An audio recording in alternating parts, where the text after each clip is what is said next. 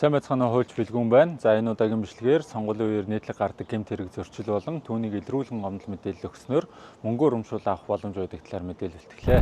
За сонгуулийн үеэр бол сонгогчдын саналыг татах зорилгоор сонгогчдод бэлэн мөнгө эд зүйл тараах тохиолдлууд бол маш их гардаг.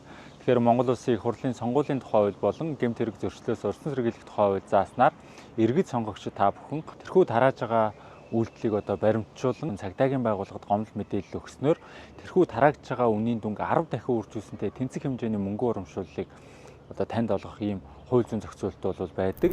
За жишээлх юм бол иргэд сонгогчид та бүхэн 100 мянган төгрөг тарааж байгаа үйлдэлийг зураг дарах байдлаар баримтжуулан цагдаагийн байгууллагад гомдол мэдээлэл өгснөөр 1 сая төгрөгийн мөнгө урамшуул авах ийм хууль зүйн зохицуулалттай.